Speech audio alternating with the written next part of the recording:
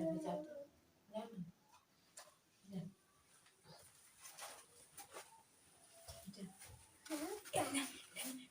दोस्तों, मैं Adarsh Kumar edit classes में स्वागत करता हूं। आप कैसे हो? शानदार हो, जानदार हो। सबको गुड मॉर्निंग।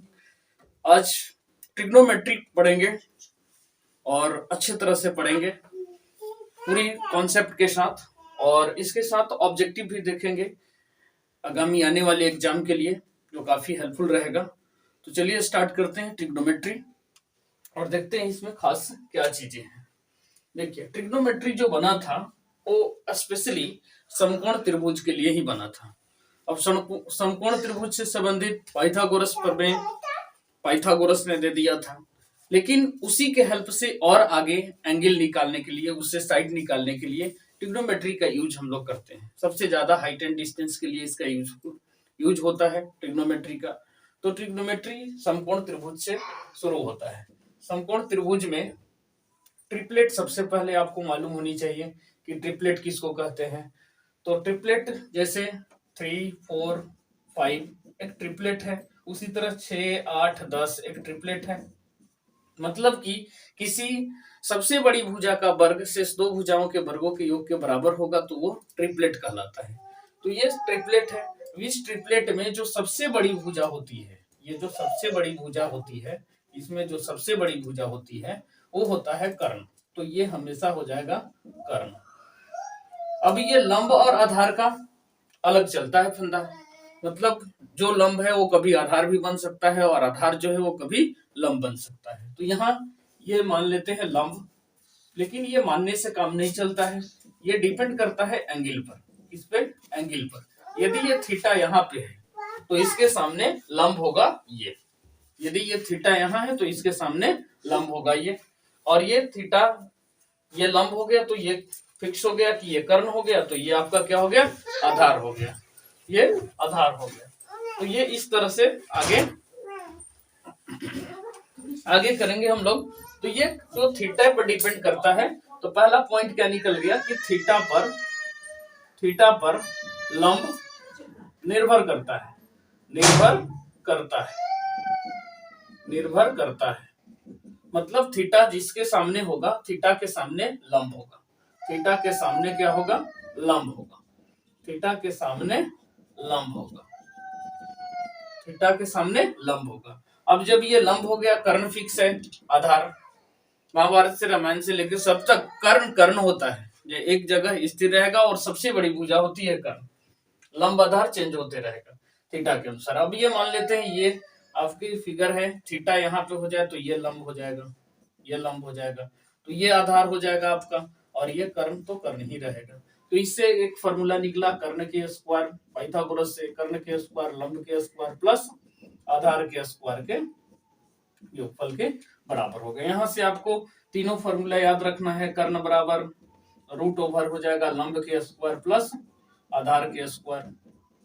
इसके बाद आपको हो जाएगा लंब बराबर, ध्यान रखना है, कर्ण के स्क्वायर माइनस आधार के स्क्वायर, ये हो जाएगा। फिर आधार हो गया, आधार बराबर कर्ण के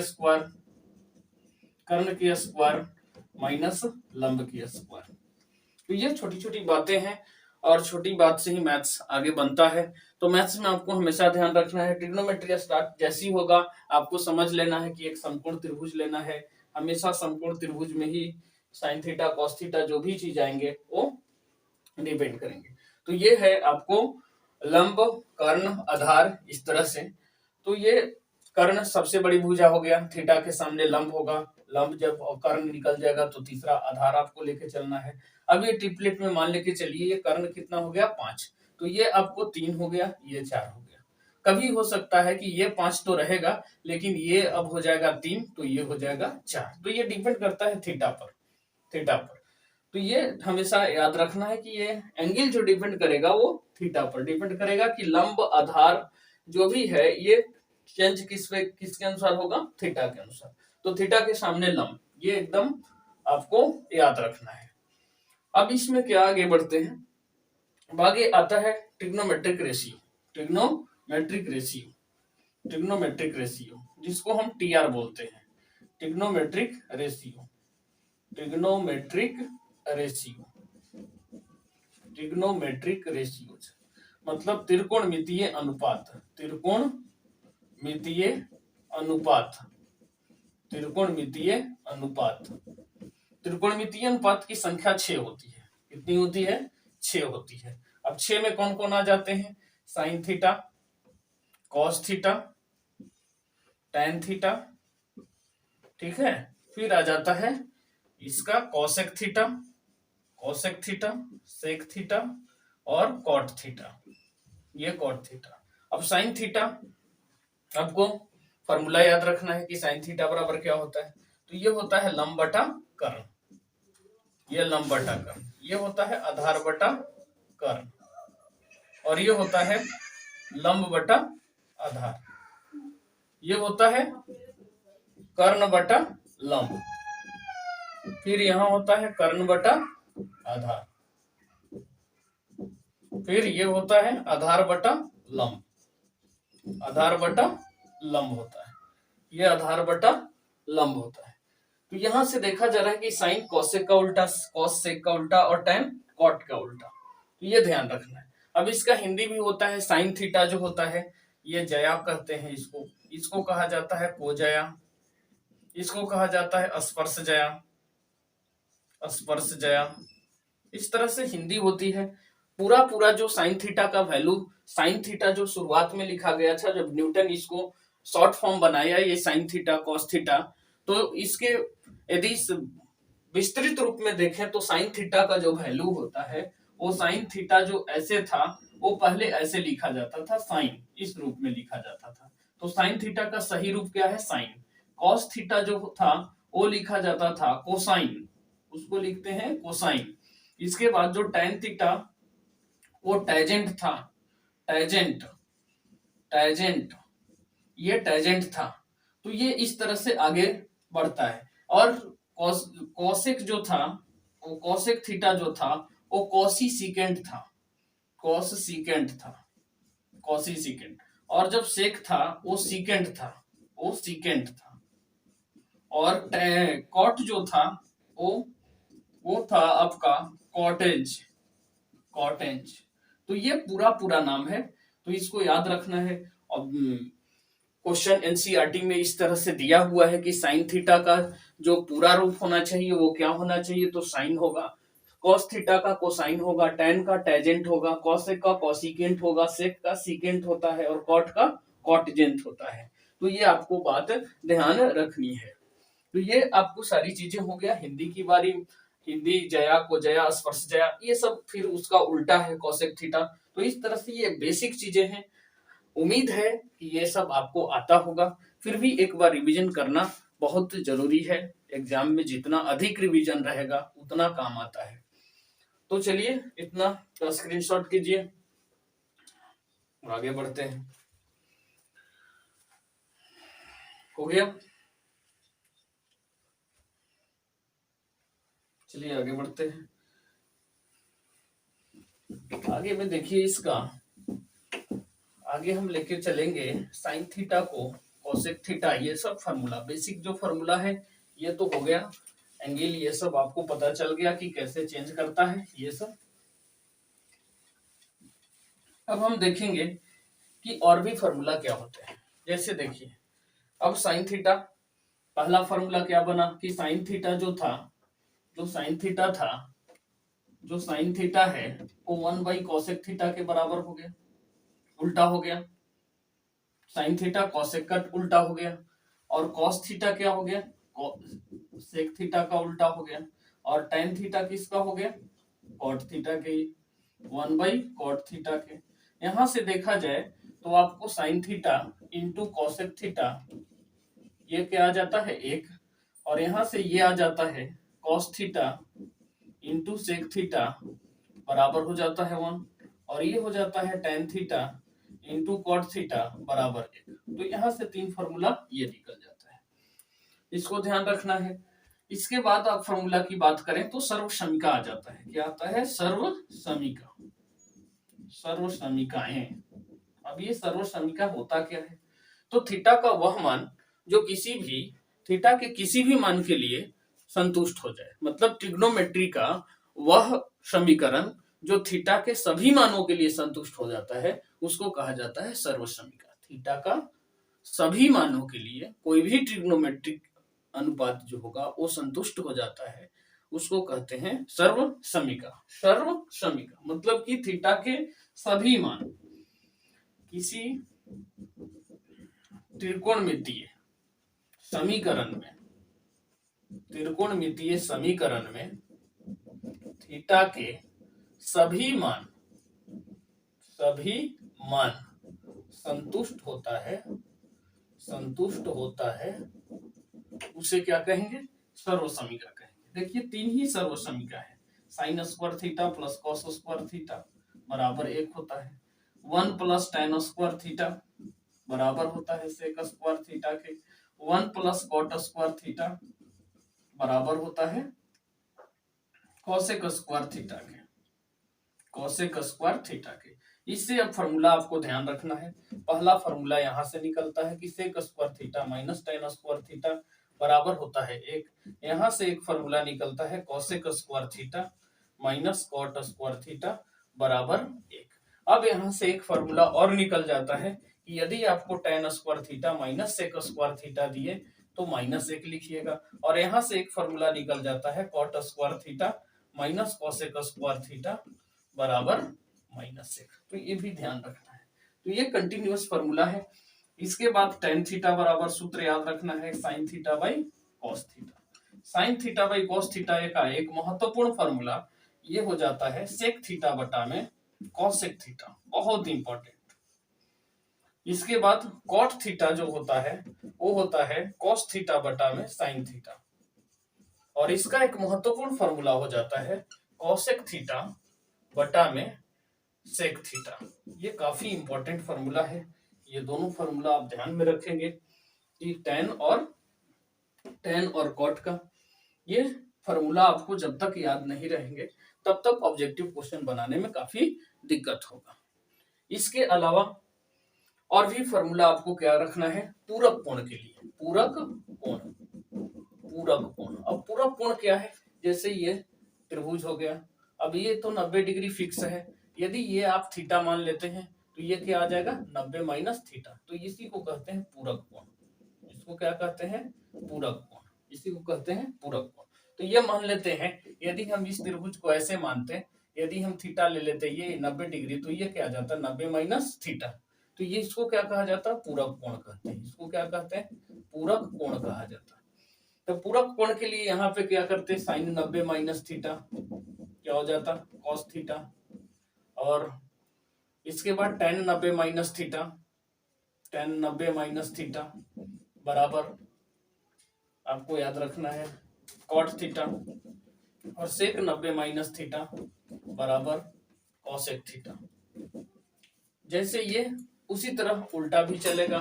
कॉस 90 माइनस थीटा क्या हो जाएगा साइन थीटा। और ये हो जाएगा cot 90 minus theta tan theta. और ये हो जाएगा cosec 90 minus theta sec theta. तो ये 6 फार्मूला इधर से हो गया पूरक कोण के लिए।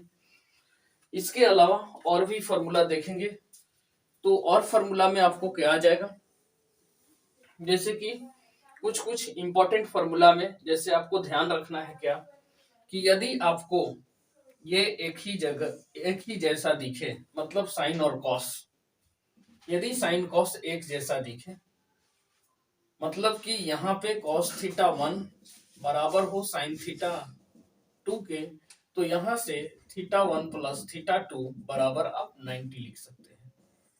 लेकिन शर्त है कि ये साइन कॉस साइन के साथ रहेगा, tan कॉट के साथ रहेगा, सेक कॉसेक के साथ रहेगा, तभी ये अप्लाई होगा, तभी ये अप्लाई होगा। यदि इस तरह से tan थीटा 1 बटा में कॉट थीटा 2 रहे, कॉट थीटा 2 रहेगा, और यहाँ पे थीटा 1 प्लस थीटा 2 बराबर 90 डिग्री हो जाए तो इसके जगह पे 1 लिखेंगे, इसके जगह पे क्या आ जाएगा 1 हो जाएगा। तो ये शर्त है कुछ। तो इतने फॉर्मूला को आपको ध्यान में रखना है, इससे कि काफी हेल्प मिलेगा आपको ऑब्जेक्टिव क्वेश्चन बनाने में।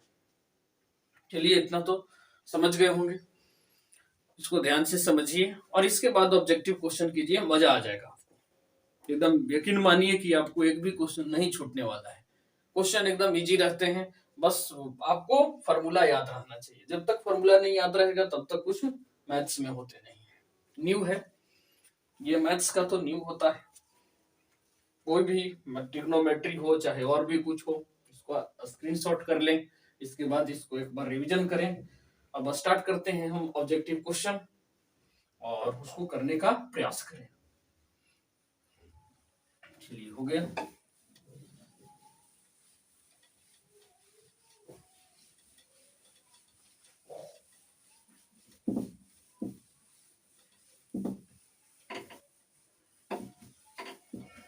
छोटा सा प्यारा सा क्वेश्चन है, अब स्टार्ट करते हैं। चलिए धुआंधार की तरह एकदम प्यारे प्यारे क्वेश्चन, शानदार है एकदम क्वेश्चन। स्टार्ट करते हैं क्वेश्चन। आपको जैसे देखिए फटाफट करेंगे एकदम, देखिए आपको टाइम नहीं लगने देंगे। जैसे क्वेश्चन दे दिया कि एबीसी समकोण त्रिभुज है, पहला क्वेश्चन करता है कि समकोण त्रिभुज एबीसी में कोण बी बराबर 90 डिग्री, ए बी बराबर √15 और बी सी बराबर 1, ए सी बराबर 4, तो tan ए का मान ज्ञात करें। मतलब सब कुछ दे दिया। देखिए क्वेश्चन क्या कहा कि एबीसी एक त्रिभुज है, एबीसी एक त्रिभुज है जिसमें कोण बी जो है 90 डिग्री का है और ए बी बराबर √15 है, ये √15 है। इसके बाद बीसी 1 है, इसके बाद एसी 4 है। अब यहां से पूछता है कि tan ए का मान क्या होगा। tan ए देखिए यहाँ पे है, तो अभी बताएं कि tan ए पूछा जा रहा है, तो इसके सामने ये लंब हो गया और ये आधार हो गया, तो 1/, क्या हो गया, √15, 1/√15। ये पहला क्वेश्चन हो गया। ध्यान से समझिए, एबीसी एक त्रिभुज था, बी समकोण था, ए बी बराबर √15 था, बीसी 1 था, एसी। अभी tan ए पूछा है, ए के सामने क्या है, ये लंब और ये आधार हो जाएगा। कर्ण तो कभी बदलता नहीं है। ये हो गया। क्वेश्चन नंबर 2 देखिए, कोसेक फाई बराबर दिया हुआ है के, करता है कॉस फाई का मान ज्ञात करें, कॉस फाई का मान ज्ञात करें। अब क्या है, आपको फॉर्मूला याद रखना चाहिए। जब तक फॉर्मूला याद नहीं रहेगा तो इसको हम क्या लिख सकते थे, 1/सेक को हम क्या लिखेंगे, कॉसेक को क्या लिखेंगे, कॉसेक को आप क्या लिख सकते हैं, इसको हम साइन के रूप में भी पहले बदल देंगे और साइन का उल्टा कर देंगे। देखिए कॉस फाई बराबर हो जाएगा 1 - sin स्क्वायर फाई, ये हो जाएगा। इसके बाद अभी हमको कॉसेक का वैल्यू है तो साइन का उल्टा कर देंगे, 1 - 1/कोसेक स्क्वायर फाई हो जाएगा, कोसेक स्क्वायर फाई हो गया। अब यहाँ वैल्यू पुट कर दीजिए आप, 1 - 1 में के स्क्वायर, 1 - 1 में के स्क्वायर। तो ये एलसीएम ले लीजिए, तो ये हो जाएगा के स्क्वायर -1 में के, वर्गमूल निकाल देंगे तो ये हो जाएगा इस तरह से, इसका वर्गमूल हो गया के स्क्वायर -1। तीसरा क्वेश्चन, 1/सेक फाई दिया है, 1/सेक फाई दिया है, 1/सेक फाई का वैल्यू पूछ रहा है, इसका उल्टा क्या बताए थे, अभी के अभी बताए कॉस फाई होता है। हो गया। क्वेश्चन देख रहे हैं कितना आसान आसान है। अगला क्वेश्चन है question number 4, cot X into tan x। अभी बताया गया कि कितना होता है, 1 होता है। तो ये कमाल कहां से आ रहा है, तो फॉर्मूला से आ रहा है, ये फॉर्मूला से आ रहा है, कोई जादू नहीं है कि जादू लगा दिए आ गया हमसे, ये जादू नहीं है, ये फॉर्मूला के अनुसार आपको फटाफट बनेंगे वरना नहीं बनेंगे। कॉस फाई बराबर 1/2 दिया है, अब निकालना है आपको कॉसेक फाई का वैल्यू, कॉस फाई बराबर 1/2। अब कॉसेक फाई का दिया है, अभी अब देखिए, अब इसको देखिए एक दो फॉर्म, इसको या तो आप चेंज कर लीजिए, जैसे आधार बटा कर्ण, इससे आपको आसानी होगा बनाने में।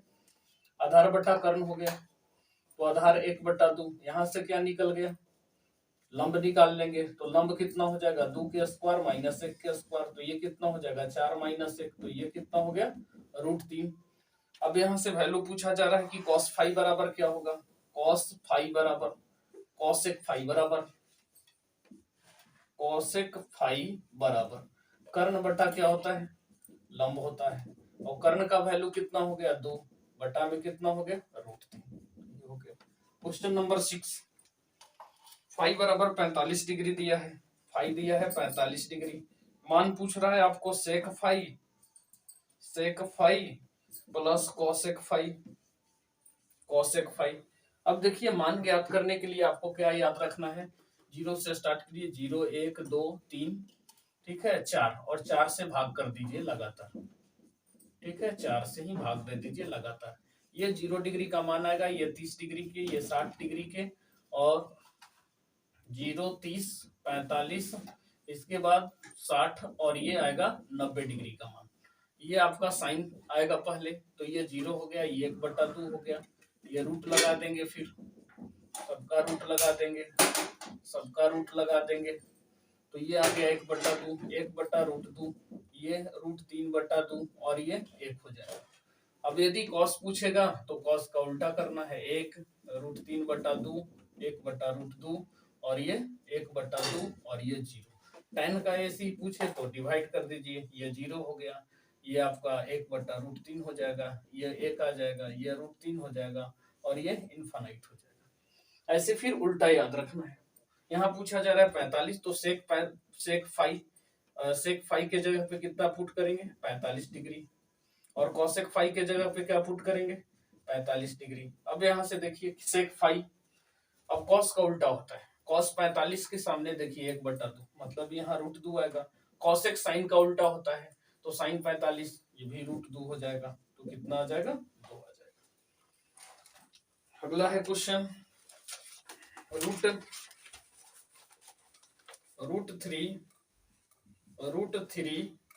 tan a -3 बराबर 0। यहाँ से a का मान पूछा जा रहा है कि a का मान कितना होगा, a का मान कितना होगा। तो यहाँ से tan a क्या निकल गया, 3/√3, ये कितना हो जाएगा, √3 से कट जाएगा, तो tan a बराबर क्या हो गया, tan 60 डिग्री, tan 60 डिग्री √3, तो a बराबर कितना हो जाएगा, 60 डिग्री। यहाँ नहीं दिख रहा हो तो इधर देखिए, तो ये a कितना हो जाएगा, 60 डिग्री, तो a का वैल्यू हो गया 60 डिग्री। इसी तरह आगे दिया है 8, सेक 35 डिग्री बटा में कॉसेक 55 डिग्री। अब यहाँ हम बता रहे थे चिल्ला चिल्ला करके कि ये सेक और कॉसेक यदि सामने 90 आ जाए तो इसका वैल्यू 1 होता है, और 1 के स्क्वायर कितना हो जाएगा, 1 आ जाएगा। तो ये आपको कॉन्सेप्ट पर आधारित है, कॉन्सेप्ट अच्छा है तो एकदम क्लियर रहेगा। ऐसे करके क्वेश्चन बहुत सारे हैं, एकदम आसानी से बन जाते हैं। तो आई होप इतना आपको क्वेश्चन समझ में आया होगा, और आपको ट्रिग्नोमेट्री के ऑप्शनेबल क्वेश्चन के लिए ज्यादा आप फार्मूला पर फोकस करें और लगातार रिवीजन में रहें, ताकि आपको क्वेश्चन आने के बाद एकदम क्लियर रहे, मान क्लियर रहे, सूत्र क्लियर रहे, इससे आपको आसानी से सॉल्व हो जाते हैं क्वेश्चन। और भी जैसे क्वेश्चन है, जैसे cot 90 - a, अब बताइए ये फॉर्मूला याद रहेगा तब तो होगा, ये थोड़े ना कोई जादू से हो जाएगा कि cot tan a में हो जाएगा। इसके बाद और भी क्वेश्चन है, जैसे ऊंचाई, छाया, ये सब दे दे। यदि एक क्वेश्चन करते हैं, और 10 नंबर क्वेश्चन, यदि एक 6 मीटर ऊंचे खंभे की छाया, 6 मीटर का खंभा है, इसका छाया कहाँ बनेगा, नीचे, छाया ऊपर थोड़े बनता है, नीचे बनेगा। 6 मीटर है, 6 मीटर ऊंचे खंभे की छाया 2/√3 मीटर है, लंबी है, तो सूर्य का उन्नयन कोण ज्ञात करें। अब सूर्य यहाँ है, तो इसके द्वारा जो बनेगा कोण यहाँ पे, सूर्य का उन्नयन कोण यहाँ बनेगा, तो ये थीटा हो गया। तो tan थीटा बराबर हम फॉर्मूला लगा देंगे लंब बटा आधार, तो 6 बटा में कितना हो जाएगा, 2√3 हो जाएगा, 2 तिहाई 6, ये √3 से कैंसिल हो जाएगा 3, तो ये हो जाएगा tan थीटा बराबर कितना, √3, और ये कितना होता है tan थीटा, tan 60 के बराबर होता है, तो थीटा का वैल्यू कितना हो गया 60 डिग्री। तो ये हो जाएगा आंसर। इस टाइप के भी क्वेश्चन एक बनते हैं, तो ध्यान रखना है इतना क्वेश्चन। तो सबसे ज्यादा जरूरी है कॉन्सेप्ट। कॉन्सेप्ट यदि ठीक है तो समझिए वो सब ठीक है आपके लिए। तो कॉन्सेप्ट जानना जरूरी है। लेक्चर के शुरुआत में आप देखें उसको, सबसे पहले ठीक से उस चीज को यदि बैठा लेंगे, माइंड में सेटअप कर लेंगे, तो ऑटोमेटिक आपको ऑब्जेक्टिव क्वेश्चन बनना शुरू हो जाता है। मिलते हैं नेक्स्ट वीडियो में, तब तक के लिए गुड बाय, जय हिंद।